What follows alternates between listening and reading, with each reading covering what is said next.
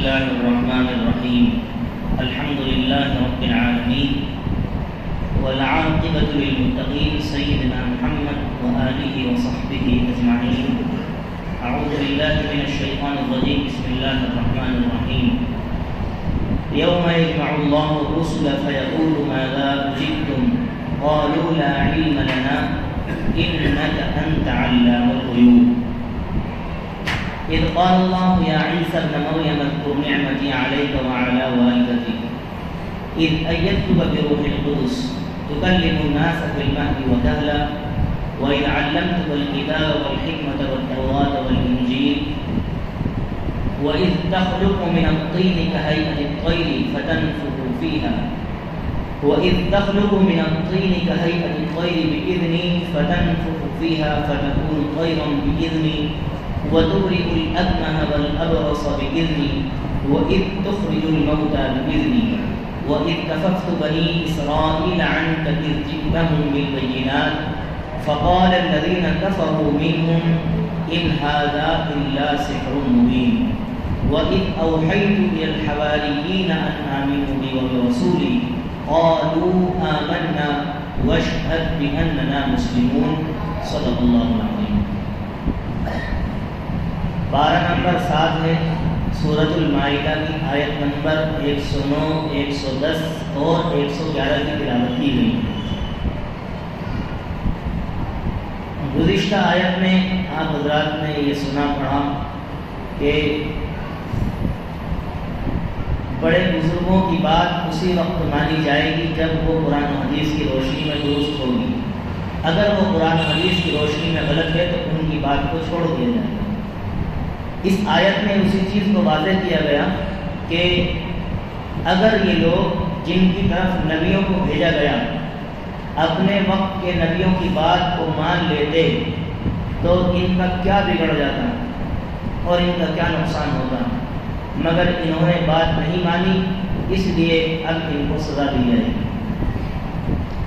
اب اللہ کے نبی صلی اللہ علیہ وسلم کی تشریف آوری کے بعد نبوت کا دروازہ بند کر دیا گیا، لہذا اللہ نے قرآن میں فرمایا اور بتا دیا صاف طور پر کہ علماء کے جو وارث ہیں وہ انبیاء ہیں. اب جب انبیاء کا وارث علماء کو بنا دیا گیا ہے تو یوں سمجھیے کہ جس طریقے سے بات نبی کی ہوتی ہے علماء نبی کے برابر نہیں، اس کا مطلب ہرگز یہ نہیں، لیکن ہاں ان کے وارثین ضرور ہیں، ان کی بات کو آگے ٹرانسفر کرنے والے، پہنچانے والے اور ان کے دین کی اشاعت کرنے والے صحیح معنی میں علماء کرام ہیں. جس طریقے سے نبی کی بات کو ماننا ضروری ہوتا ہے اسی طریقے سے ضروری ہے کہ علماء کی بات پر بھی عمل کیا جائے، کیونکہ اب کوئی نبی نہیں آئیں گے جو امت کی اصلاح کریں گے. اب اللہ نے یہ ذمہ داری اولاً علماء کے کاندھوں پر ڈالی ہے. تو جو آیت پڑھی گئی ہے اس میں قیامت کا ایک ہولناک منظر پیش کیا گیا ہے کہ جس دن قیامت قائم ہوگی، اولین و آخرین کا اجتماع ہوگا، اللہ تعالی سب لوگوں کو جمع کریں گے، اس میں نبی بھی ہوں گے، اور اس میں خاص طور پر اللہ نے ذکر فرمایا نبیوں کا. یوم یجمع اللہ الرسل فیقول ماذا اجبتم، جس دن اللہ نبیوں کو، رسولوں کو جمع فرمائیں گے.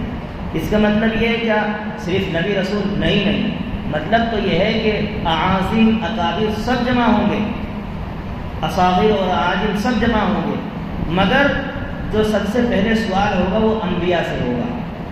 اور سوال کیا ہوگا کہ تم نے اپنی قوم کو جو دعوت دی تھی تمہیں اس کا کیا رسپانس ملا، تمہیں اس کا کیا جواب ملا. ماذا اجبتم سیدھا سمپل کا ترجمہ ہے آپ کو آپ کی قوم کی جانب سے کیا رسپانس ملا، کیا جواب ملا. اب اس وقت جب قیامت کا میدان قائم ہوگا تو اللہ تبارک و تعالی کی شان قہاری انتہا پر ہوگی اور ہر کسی کی زبان پر نفسی نفسی ہوگا، یہاں تک کہ اولو العزم انبیاء وہ بھی نفسی نفسی کے عالم میں ہوں گے. سید الاولین والآخرین امام الانبیاء شافع محشر حضرت محمد رسول اللہ صلی اللہ علیہ وسلم کے صدقے طفیل میں اللہ تعالیٰ جب نظر کرم اور نظر رحمت فرمائیں گے تو پھر انبیاء کو بھی کچھ بولنے کی جرأت ہوگی، ورنہ اللہ کا غضب اور غصہ اس اوج پر ہوگا اور اس عروج پر ہوگا کہ اللہ کے سامنے نبی بھی بولنے سے جو ہے گریز کریں گے، ڈریں گے۔ لہذا اللہ تعالیٰ جب پوچھیں گے ماذا اجبتم، تم نے جو دعوت دی تمہاری قوم نے اس کا کیا جواب دیا؟ وہ کہیں گے قالوا لا علم لنا، جو آپ نے ہمیں پیغام دیا تھا ہم نے آپ کے پیغام کو خوب صحیح پہنچایا، اور ہمیں تو ہمارا علم کیا ہے؟ آپ ہم سے سوال کر رہے ہیں ہمارا علم کیا ہے؟ اللہ کا جو علم ہے وہ ظاہر پر بھی ہے باطن پر بھی ہے۔ انبیاء کہیں گے ہمارا علم تو صرف ظاہر پر ہے، جب ہم ان کو دعوت دیتے تھے ان کے دلوں میں کیا چلتا تھا ہمیں نہیں پتا۔ علماء سے بھی ایسے ہی سوال ہوگا تم نے اپنی ذمہ داری کتنی پہنچائی؟ علماء بھی یہی جواب دیں گے ہم نے آپ کی بات پہنچائی، ہمیں نہیں معلوم کہ ہماری بات کون کس نیت سے سنتا تھا، کون جانچنے پرکھنے کی نیت سے سنتا تھا، کون عمل کی نیت سے سنتا تھا۔ ہوتے ہیں مجمع میں کچھ لوگ جو مستقل بیٹھتے ہیں ان کے اندر تو بیٹھتے بیٹھتے اخلاص آ جاتا ہے، جو کبھی کبھی آتے ہیں وہ دیکھتے ہیں کیسا بیان کر رہے ہیں مولانا، دھماکے دار بھی ہے نہیں ہے، کتنی پاور ہے، اب ان سے پوچھو تمہارے میں کتنی پاور ہے؟ ایک بھی نہیں ہے پاور، زیرو پاور ہے۔ سوال کی بات یہ ہے ایسا شخص سوال پوچھ رہا ہے جس کو خود بھی صحیح سے کچھ علم نہیں ہے۔ ایسا آدمی سوال کرے جس کے پاس علم ہو تو بات سمجھ میں بھی آتی ہے۔ لہذا کس نیت سے سنا جا رہا ہے وہ ہمیں معلوم نہیں، اللہ کو معلوم ہے۔ اسی لیے نبی بھی جواب دیں گے قالوا لا علم لنا، اے اللہ ہمارے پاس کچھ علم نہیں ہے، اور جو ہے وہ بھی صرف ظاہر پر ہے۔ ہمارے سامنے کوئی نماز پڑھ دے ہم سمجھیں گے وہ مسلمان ہے، چاہے اس نے کلمہ بھی نہ پڑھا ہو، ہم تو ظاہر پر فتویٰ دیں گے۔ آپ تو چھپی ہوئی باتوں سے بھی واقف ہیں، آپ کو خوب معلوم ہے انہوں نے ہماری بات کا کتنا رسپانس دیا ہے اور کیا دیا ہے، اس لیے آپ خود جو ہے بتائیں۔ قالوا لا علم لنا انک انت علام الغیوب، اے اللہ ہمارے پاس کچھ علم نہیں ہے، بے شک آپ چھپی ہوئی باتوں کو خوب جاننے والے۔ ایک ہوتا ہے عالم، یہ نارمل ڈگری ہے، جو لوگ انگلش میں ٹینس سے گرامر سے واقف ہیں یہ نارمل ڈگری ہے، اور علام یہ سب سے اوپر کی ڈگری ہے، خوب جاننے والا۔ جیسا کہ ایک آدمی کو کہیں کچھ بھی مثال لے سکتے ہیں، میں عام طور سے ایک ہی مثال دیتا ہوں زیادہ تر، گڈ بیٹر بیسٹ۔ گڈ مانے اچھا، بیٹر مانے اس سے بھی اچھا، اور بیسٹ مانے سب سے اچھا۔ یہ ڈگریز ہیں، یہ بیسٹ جو ہے یہ سپرلیٹو ڈگری ہے انگلش میں، یعنی سب سے اچھا۔ تو ایک ہوتا ہے عالم جاننے والا، اور ایک ہوتا ہے علام خوب جاننے والا۔ جو جس کے پاس بہت زیادہ علم ہوتا ہے اس کو علامہ کہہ دیتے ہیں۔ آج کل تو کسی کو بھی کہہ دیتے ہیں علامہ، علامہ مولانا، لوگوں کو حقیقت پتہ ہی نہیں ہے۔ علامہ کہتے ہیں بہت زیادہ جس کے پاس علم ہے۔ تو اللہ جو ہے وہ غیب کی باتوں کو خوب جاننے والا ہے۔ قالوا لا علم لنا انک انت علام الغیوب، بے شک آپ غیب کی باتوں کو خوب جاننے والے ہیں۔ اب اسی کو بتایا گیا، انبیاء تو اپنی بات کہہ کے صاف چھٹی، نبیوں نے تو کہہ دی اپنی بات اور ان کی ذمہ داری ہو گئی پوری۔ اب عوام الناس کا نمبر آئے گا،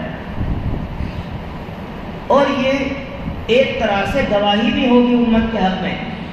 نبیوں سے پوچھنا یہ ایک طرح سے گواہی ہے، اور صرف نبی نہیں، جن بتوں کی پوجا کی جاتی ہے اور اللہ کے علاوہ جن معبودوں کو بھی عبادت، جن معبودوں کی بھی عبادت کی جاتی ہے، اللہ نے قرآن میں کہا ہے وَيَوْمَ نَحْشُرُهُمْ جَمِيعًا ثُمَّ نَقُولُ لِلَّذِينَ أَشْرَكُوا مَكَانَكُمْ أَنْتُمْ وَشُرَكَاؤُكُمْ فَزَيَّلْنَا بَيْنَهُمْ وَقَالَ شُرَكَاؤُهُمْ مَا كُنْتُمْ إِيَّانَا تَعْبُدُونَ۔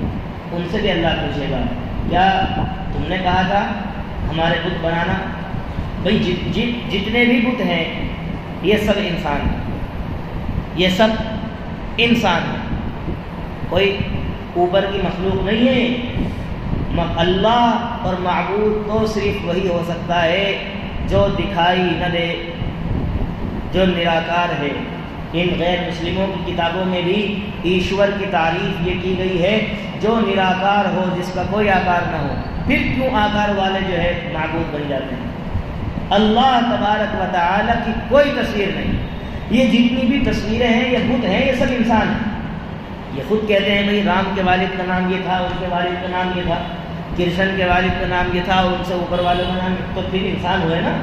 اللہ انسان نہیں، وہ مخلوق سے بالکل جدا ہے، یہی تو اللہ ہے۔ اور جو مخلوق جیسا ہو اللہ کیسا ہو سکتا ہے؟ یہ سیدھی سی بات ہے۔ لہذا انبیاء تو کہہ کے پیچھے ہٹ جائیں گے، اور وہ بت بھی قیامت میں بولیں گے، کہیں گے ہم نے بھی کہا ان سے، انہوں نے اپنی مرضی سے ہمیں بنایا۔ ہاں، لہذا اسی طریقے سے مسلمانوں میں بھی جو سلسلہ شرک و بدعات کا چل رہا ہے، اللہ پوچھیں گے ان بزرگوں سے بھی،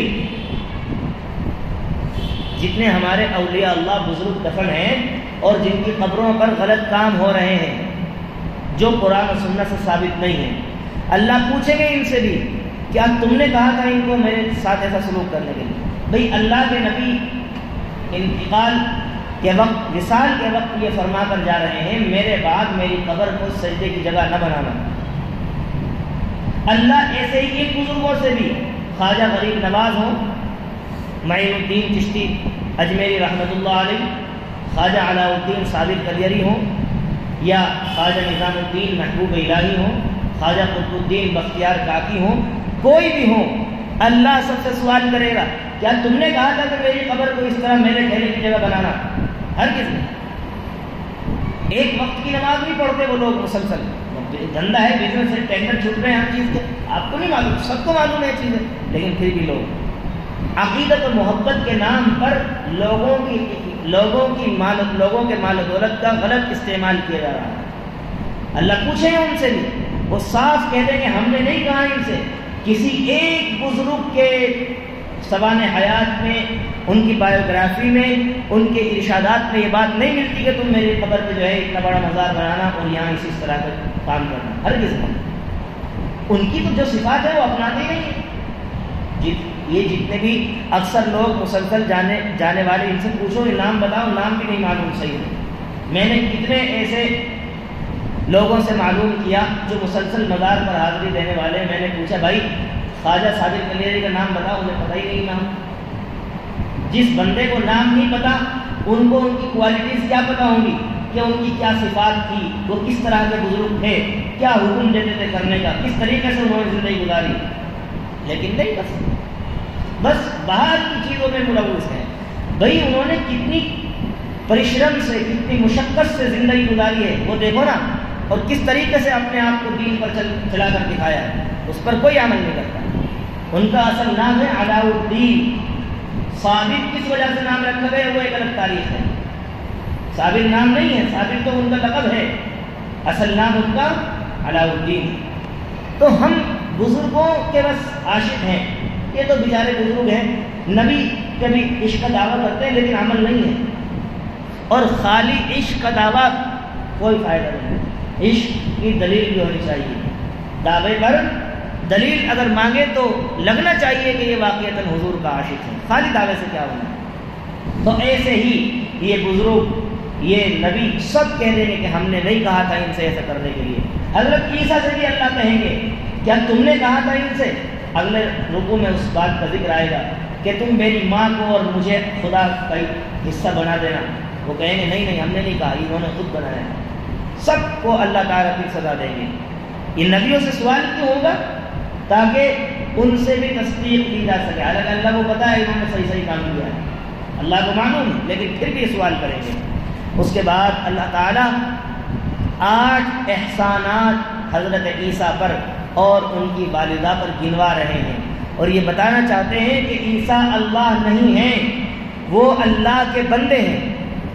کس طریقے سے؟ سب سے پہلے وہ وقت یاد کرو اذ قال اللہ یا عیسیٰ یا عیسی ابن مریم اذکر نعمتی علیک وعلی والدتک، اللہ تعالیٰ جب کہیں گے اے عیسی ابن مریم یعنی مریم کے بیٹے عیسیٰ، میرے احسانات یاد کرو، علیک اپنے اوپر بھی، وعلی والدتک اور اپنی والدہ کے اوپر یعنی مریم کے اوپر بھی۔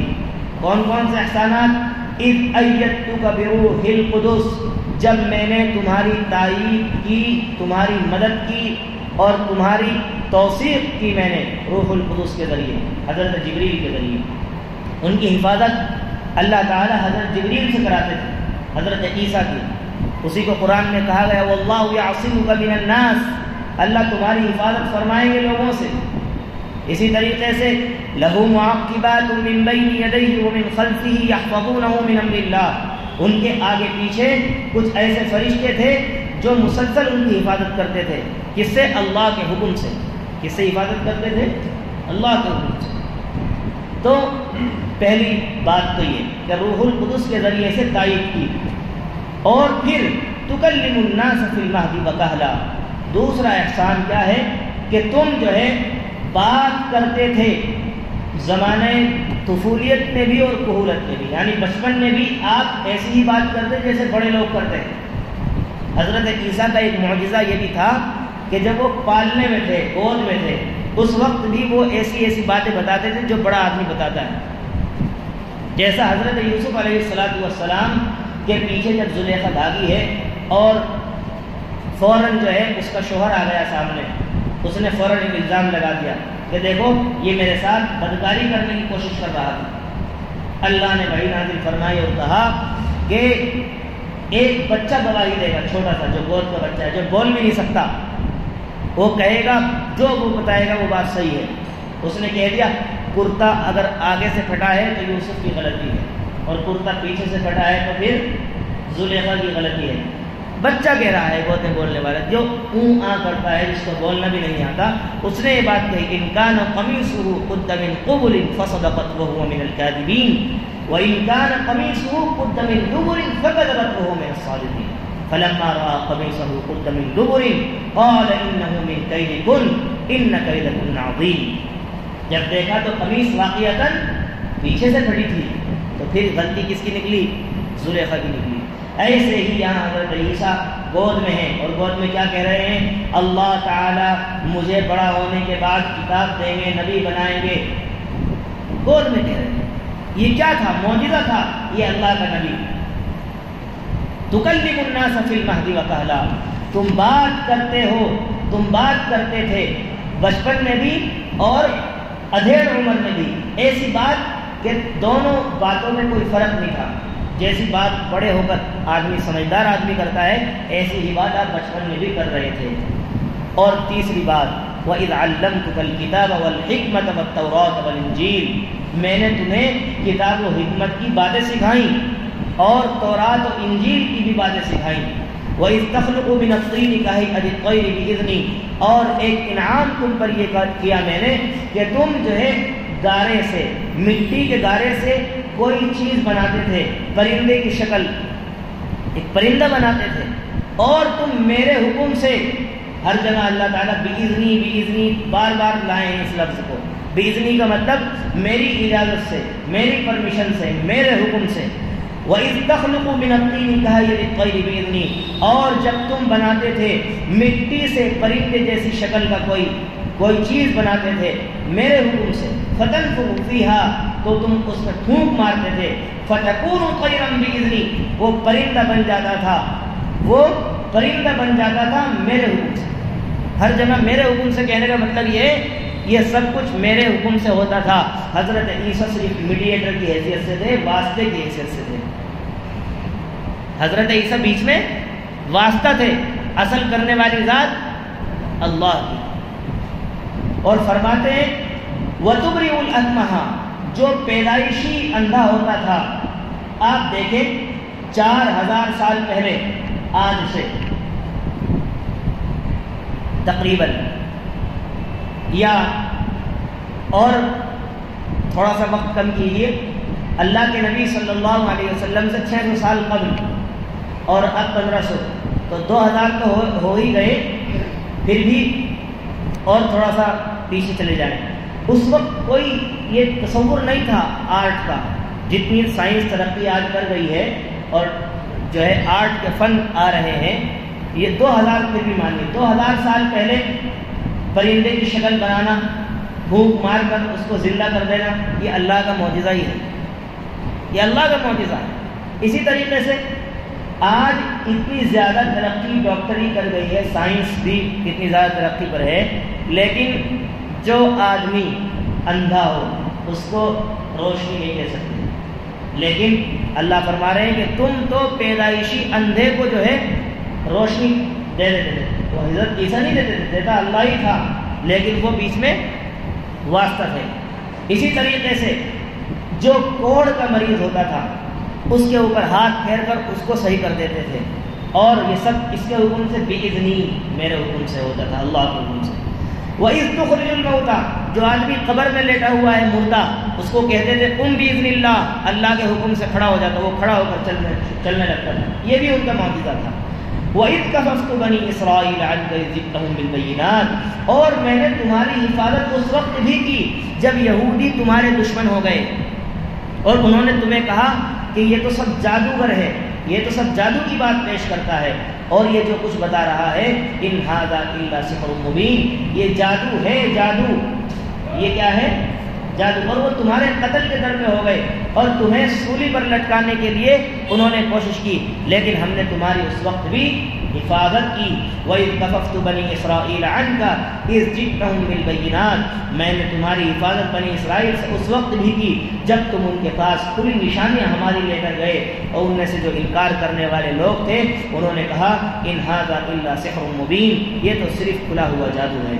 وَإِذْ أَوْحَيْتُ إِلَى الْحَوَارِيِّينَ اور آٹھواں انعام ہم نے تم پر یہ کیا کہ ہم نے تمہارے سخت مخالف ماحول میں، جب تمہارا ہر طرف مخالف، ہر طرف تمہاری مخالفت ہو رہی تھی اور مخالفین ہر طرف پھیلے ہوئے تھے، اس وقت میں نے ہی کچھ ایسے لوگ جو ہے نکالے جن کے دلوں میں میں نے القاء کیا کہ وہ تم پر ایمان لائیں اور اللہ پر ایمان لائیں. کیونکہ ہدایت دینا کس کی ذمہ داری ہے؟ کس کا کام ہے؟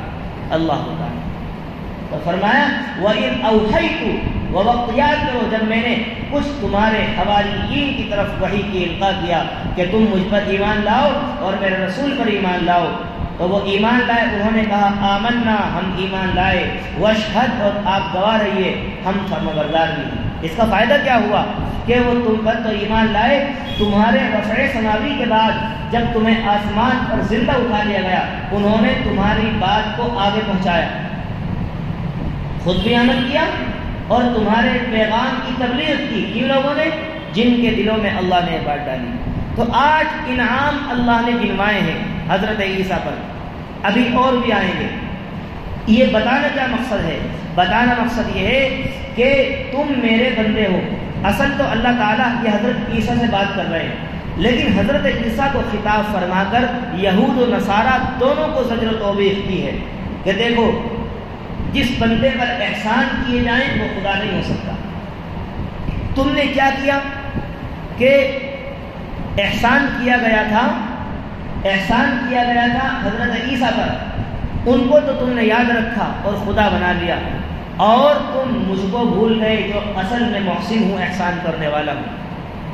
جس پر احسان کیا گیا اس کو یاد رکھا، اس کو تو تم نے خدا بنا دیا، اور جو احسان کرنے والا اصل خدا ہے اس کو تم بھول گئے.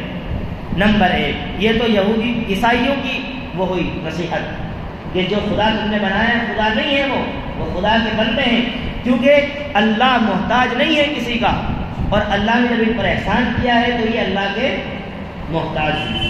نمبر 2 بنی اسرائیل میں جو حضرت یعقوب کی اولاد تھے یہودی، ان کو یہ بات بتائی ہے کہ تم جو ہے ان کو مسیح دجال کہتے ہو. بالکل دونوں میں یہودی عیسائی دونوں ہیں بنی اسرائیل، یہودی عیسائی دونوں بنی اسرائیل ہیں، ایک موسیٰ کے ماننے والے ہیں، ایک عیسیٰ کے ماننے والے ہیں، لیکن دونوں کے نظریات میں بالکل ایسا اختلاف ہے جیسے سمندر کے 2 کنارے.